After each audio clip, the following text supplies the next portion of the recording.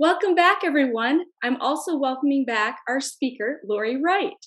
Laurie is a children's book author, a book marketing coach, and previously was a emotions coach as well. So welcome, Laurie.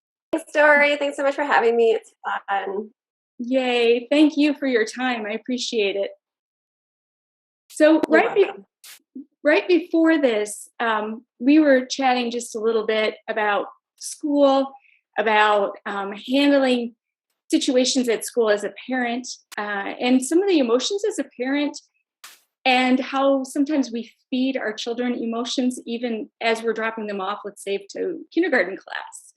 So I was starting to talk about just the fact that sometimes parents feel stressed and they don't even realize how much they're stressing their own child out who already has their own emotions. Did you see that quite a bit as a teacher? Oh, yeah, totally. I think that's why most teachers who've been around for a while really try to get, drop off and leave. Don't drop off and linger. Um, because kids are different when their parents are not around, and nobody does it on purpose, but they need to start being their independent little selves because they're capable of so much. So it's a really hard thing for parents, especially your first, my goodness, to drop them at the door and wave goodbye and just trust that they'll be okay, but they will be. So it's okay. And we were starting to talk too just about purposeful lessons that I think as parents we expect our kids to be able to do. So we were talking about like snow pants and boots and being able to put those clothes on by themselves. And as a parent, sometimes you feel like your child should already know so much going into school. And if they don't, that stresses you out. Did you run into some of that too? Oh yeah, a lot. Having been a parent, I totally understand. Well, having been a parent, I'm still a parent. I totally understand. Like you're in a rush, especially if you're managing more than one, and it's so much easier to just do it for them. I'll buckle you. I'll zip you. I'll do up your shoes, all that kind of stuff, because it's so much easier and more calm for us, right? But then the children never learn how to do it. And then the parents, we bring the kids to school for the first time. We realize, oh, they can't do that for themselves. Well, I'll still just do it. I don't want anybody to see, or I don't want my child to be the one taking all the time, but it's so important. I used to sit in the driveway when my middle child was learning to buckle her own car seat. We'd sit there sometimes for 5 minutes, which feels like an hour when you're sitting on the driveway ready to go. But, she had to learn and was totally capable. And so we would just sit and wait. and it's hard. It's really hard as a parent. And there's a lot of feelings that come up when you're doing that. It's always the second guessing. Am I doing the right thing by pushing them? I don't know if you find that with your kids. You always sort of when to push and when to not push, and then how to know the difference. And that changes, right? Like hour by hour sometimes. So it's really hard Yeah. for sure. I find that now, and this is part of why I think this whole conference came about, was I feel like I still do that. I still weigh and measure, and my child's a freshman in college, and I'm saying, have you done this? Have you done that? And I'm like holding myself back, trying to let him be himself and be his own person. And I can see him saying, come on, mom, when are you going to back off? So Yeah. it's hard, but I look back and I think about, and I'll be totally honest, I look for situations in my mind where I probably should have backed off. Like I should have let him have some of these experiences early on and known that they weren't going to go well all the time. And whether that was emotional, whether it was decision, um, any of those situations where, I should have just quieted down and let it happen. And I think it would have probably made our whole life a little bit easier at times. But yeah, I think Laurie, I think it's a struggle for most parents. I think that's pretty common. There's always going to be situations like that where you just can't stop yourself, right? But as long as you acknowledge it and learn from it and try to have a good balance, sometimes it's a safety thing, but I agree with you. They need to make their own choices, their own decisions, and see what the consequences will be. Mhm. Yeah. Yeah, because that's the only way you're going to learn. And the younger they are, the safer those risks are. And as they get older, those risks complicate and become a lot larger. Yeah, So, not to for scare sure. anyone, but that's the truth. Well, it was lovely last week. My 6-year-old insisted on shorts. And again, I'm in Canada. And so after a little bit of back and forth, because I did feel like it was a safety issue, but really it was, I don't know, 5 degrees out, 8 degrees out, like not freezing, but not warm. Finally, I said, fine, you will be cold most likely, but that's your choice. You're choosing to be cold. That's okay. Okay, let's go. Because we had to get out the door. And he didn't say anything about it that night. But the next morning, he stopped me and he took my hand and he said, Mom, remember yesterday when you said I would be cold? You were right. And he said, I actually asked to go inside for recess because I was too cold. So then imagine the mom feelings then, like, oh, what does the teacher think? What does the principal think? What does the school administrator think? Like, but at least he had that awareness. And then he was also kind enough to share it with me that I was right. Cause you don't always hear that, but little things like that, for as they're growing, hopefully they'll learn that and they'll retain it, that learning. Yes. And I'm sure the administrators and the teachers knew. I think Laurie let her child make a choice today. It's Here's okay. hoping. I didn't get the call anyways. Yeah. So we were talking also earlier. Are there things that parents can do? We're talking about school. So when the kids come home from school and maybe they've been cold all day, but they need that transition time back into actually doing work. Are there any suggestions that you have for helping them transition into purposeful effort again? Yeah. This comes from my experience just as a parent of three. All three of mine need very different things after school. And I've just really had to learn it and then honor it. So my eldest has always needed to like brain dump his thoughts, right? Like just brain dump them on me. As soon as he sees me after school, not anymore because he's in junior high now. So it still happens for sure, but he more saunters home and hangs out with friends and then kind of comes home. But it used to be like at school pickup, verbal diarrhea about all the ups and downs and the slights, and all the big feelings would come out. And it was just this dump of information where I, like felt like the onslaught. I needed a minute after that. And then he was good. He had to, if the other kids were trying to talk to me too, like, he had to do it first. So it was really overwhelming for me. But once it was out, it was fine. He went on his way. My middle child, my daughter, she needs to process and decompress. So she just has almost nothing to say. If there's anything to say, it's a big deal, right? But she likes to come home and go in her room and usually read, sometimes listen to some music, but she's in there for at least an hour, and that's just what she needs. So it's really good because she just takes it and she does it. My youngest is a crafter. So he likes to come home, put on the music, draw, build things, craft things, a little bit of talking, but mostly like with his hands getting in there because that's his outlet. That's what he needs. And then when all of them get that, they're calmer. And then they're able to process if they have to do chores, if they have to do homework, if they have to eat dinner, all that kind of stuff. And it's September right now as we record this. September is really hard for kids, especially the littler ones.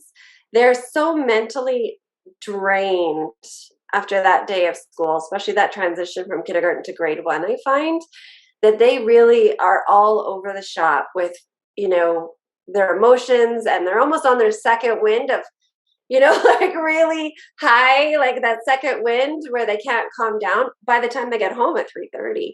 So again, it goes back to that testing. What do my kids need? And honoring it, letting them have it. I know they're not all like mine. Some kids are ready to go, go, go, or go right into hockey or right into dance right after school, and they're busy all evening long. And for some kids, that's great. But I think it's really important to understand your kids and what they need, and then let them have it, which can be hard, especially when there's more than one. Well, and it kind of worked out for your three that they all had kind of their own environment. So that's good. They weren't Yeah. like cross hitting each other, and like one person needs quiet, the other one needs loud, and that was an issue. Mine always came home and one wandered outside and checked to see what was new outside, and the other one wandered inside and checked to see what was new inside. And so I just kind of waited to see what happened. And then once they both kind of emerged, and then we were ready, Yeah. So yeah, I know a lot of kids need Yeah. snacks or water, things to kind of replenish Yeah. themselves too. Yeah. And it's hard as parents, right? Like our little babies leave us for 6, 7 hours a day. We want to know what they did. We want to know what they learned. We want to know what happened on the playground. We want to know it all. We want to know it all right away, right? Right. And so often, especially if your child is still like decompressing, we bombard them with questions. What'd you do? How was it? What did your teacher say? Did you get to the library book? Did you have gym today? And you have to check yourself, because that's like, again, like the verbal diarrhea, the onslaught, but directed at them. And they're often not at all ready to handle questions like that after school. That's a great point. And you're absolutely right. We want to know everything right away. Right away. Yeah. But that can really create like a disconnect with your child, because they just shut down. Right. So all we want to do is connect with them after being away from them for so long, but it's having the opposite effect. Yeah. Yeah. Do you think there are phrases that that we say to them, like you said, what happened with your day, that automatically turn them off and fire just an unintentional but an emotional reaction from them? Probably, because I know for sure that when I say one thing to my husband, it happens to my husband. So there's probably for sure with my kids. So my husband, I say to him, "What are you going to do today?" Like, so we walk the kids to school, and then on the way back, it's just my thing. "What are you going to do today?" And he's like, "Stop asking me that. Puts pressure on me to do something, right? Like to like be productive or feel like I'm doing something important." So I had to stop doing that. With my kids, the natural thing is, "How was your day?" Just, "How was your day?" Like, I don't know. So maybe it's again the testing, and how does your child react when you say the thing you always say? Because we probably always have one thing we say. How do they react? Do they just, maybe it's fine for them? Maybe they're not as annoyed as spouses, right? After all that time together. But yeah, for sure there's a possibility, especially as your kids get older, right? Like mom can really set the teens off completely accidentally. Yeah. Well, and I think there's a point, and I know this is for younger kids, but maybe it's something to think about as a parent of a younger kid. There's a point too where no matter what you say, it's probably going to get an emotional reaction. But I do know that there's a point where your older kid doesn't want to be the younger kid anymore. And they tell you, "Why do you treat me like a little kid?" And you think, "What? How did I treat you like a little kid?" So you're right. There are definitely trigger words or trigger phrases that we unintentionally use that do set some sort of reaction off. Yeah. With teens, it's so hard. You can just like breathe wrong and, and they're done with you, right? You really have to remove yourselves from the teens, like their emotions and yours, because they are not tied necessarily to what you've said or done. And unfortunately, I think that teenage year doesn't end until 20 something. So yeah, I think that's so write them Yes. down. Well, the brain is not fully developed until about 25, I think. So that makes sense, right? That's how you have to think of it. Your brain is not fully developed.